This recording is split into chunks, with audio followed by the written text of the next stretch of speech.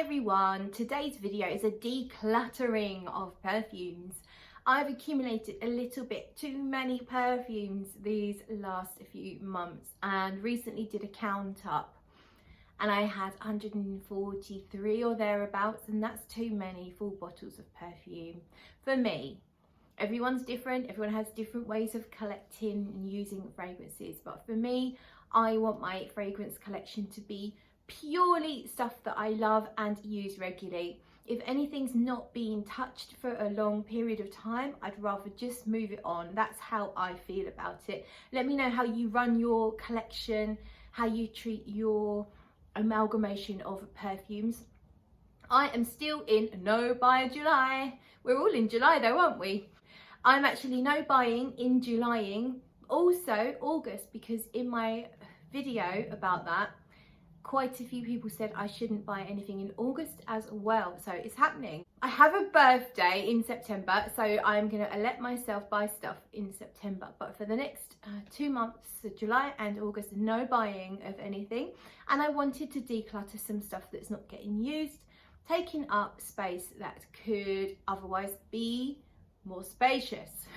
Because we're not filling the space, are we? No, we are not. So I found 10 bottles that I am happy to pass on. So whether I sell them, give them away, whatever, I need to make that decision. But here they are. This one is very recent in my collection. It's got some lovely paw prints on it. It's Dolce & Gabbana's light blue Escape to Parisien. Gets quite a lot of love when you look it up, when you do your research. It does get quite a few people that really like it, but for me, I like how it smells. When you first spray it, it's a very nice natural smelling citrus, more on the lemony bergamot side than orange. It doesn't really smell orangey. To me, it smells lemony, bergamot. There's a really beautiful pear note that's not too thick and sweet. It's kind of a fresh pear, very watery kind of pear, and some vanilla underneath everything. But it doesn't have a lot of presence, and some people like these cologne style fragrances that you would just chuck on straight after the shower and then maybe an hour later put something new on. Some people do that. Some people wear these kind of things to bed to give them that lovely fresh and clean feeling. And of course, hopefully you would be asleep within an hour and therefore you don't really care about longevity or projection. However, that's not how I do things. That's not how it's done around here. I like my fragrances to be noticeable for at least 4 or 5 hours whilst I'm doing whatever, you know, whether I'm just going to the shops or hanging out with friends or going for a walk. I want to feel the presence of my fragrance wafting up around my nose, and this just doesn't seem to do that for me. Plus, in the dry down, it smells a little bit like hairspray. It goes a little bit sharp on my skin, so that's why I'm getting rid of this one. It was a blind buy, and I'm glad I tried it. I was kind of obsessed with it for a while until I bought it, so it's moving on. Another one with a pear note that I blind bought is called Perla by Marc Jacobs. This one is another cologne style fragrance, but it has a lot more presence. It does last longer and sticks out more from your skin, but it goes a little masculine. So this would probably work for, I guess, for men that are looking for a fresh cologne style fragrance, or women that like a more masculine fragrance. So it's very citrusy in the opening with this nice mellow pear note, which is very nice, but then on my skin it kind of turns a little bit bitter, very woodsy, like green, a bit bitter, and I just don't appreciate that. It's not sweet enough for me, to be honest with you. The opening I enjoy, the first hour or so I enjoy, but then it just turns bitter and I'm not going to use it, so it's going. Another one that's going with a pear note again. This is another pear fragrance. I've had this one a little while. I have reviewed it. I do like it. It's called Tainted Love by Prada. So it's one of the more expensive Prada fragrances from their Olfactories line. Very nice bottle. I love it. There's texture on the label. It's not just paper. There's real texture. Yeah, can you see it? Texture. A magnetic cap that seems to be potentially leather, a detail of Prada on the lid. Really lovely presentation. I think the bottle's stunning, and I like the fragrance, but there's something a little bit cloying to my nose in here. It's a sort of pink fruity lipstick and powder scent with a little bit of a pear note in the top, and it goes quite powdery, almost like talcum powder in a sharp way. And there's just something about what this does that stops me reaching for it, even though I think it smells good. So it's going. This is another blind buy. It's called Pleats Please. It's by Issey Miyake. This is the EDP. So this is EDP. It comes in EDP and EDT, and it is discontinued now. There's Pleats Please on the lid, plastic, cheap, kind of cheapest lid there. This to me is very similar to Insolence by Guerlain. It is a violet fragrance, a little bit like Violet Hairspray and Red Berries. Just not something I'm going to reach for. If you come across this cheap and you like Insolence, but maybe you don't have the budget for Insolence, you could go for Pleats Please. It's very similar, not 99%, probably 80%, but it's just not quite for me, so that one's going. This is Attar des Roses by Keiko Micheri, and I like this. It's very nice. Let's do a little spray. Now, this is a dark rose, and it's rich with a background of vanilla, but it's not like a cupcakey gourmand. It just is a very dark, rich rose with a little bit of vanilla in the background. That's kind of all I get. It's a jammy rose. It's lovely. In terms of performance, it's a little bit lacking. And I have my Elie Saab Rose #1, Essence #1, which is ballpark similar, but I'm always going to prefer the Elie Saab. So I kind of don't need two rose soliflors, and I just happen to prefer the Elie Saab a little bit more, just because it's kind of, maybe it's a bit richer in the dry down. I feel like it has a little bit of labdanum, which makes it a little bit sticky and nice, and this doesn't seem to last as well as the Elie Saab, so this one's going. And this is Yves Saint Laurent Parisien. It is discontinued. Actually, quite a few of these are discontinued. In fact, all of them except the Prada one, I think, are all discontinued. Parisien was a partial bottle that I got from eBay. Something weird about this fragrance. I smelt it when I was on holiday in Madeira back in January, and it smelled really lovely, and I wanted to buy a bottle.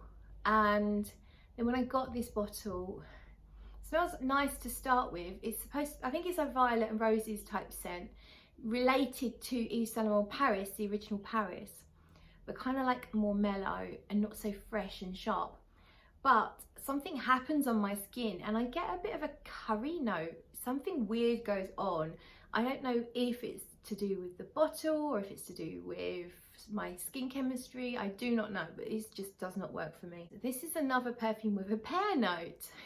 This is Valentino Donna Aqua. So it's a summer version of Valentino Donna. This one smells absolutely stunning when you first spray it. It has a marzipan note, and like it's like a cherry almond, marzipan with maybe cherry blossom type scent. I don't really get the pear in here too much, but what happens is on my skin it very quickly changes into quite a floral scent. It loses all of the gourmand elements. It's got frangipani in here, but to me it smells more like a cherry blossom, and it's kind of like a weak fresh floral, which is just not my style. It's another fragrance that probably you'd respray every 3 to 4 hours to be able to notice it, and I could happily wear it and enjoy it. I would wear it when I wanted to be a little bit discreet, but I just don't ever want to be discreet, so yeah, it's going. This is Celine Dion. What's it called? Surprising or something? I've actually forgotten what it's called. It begins with S, and it's a doing word. I'll put it on the screen. It's Celine Dion, something beginning with S, something like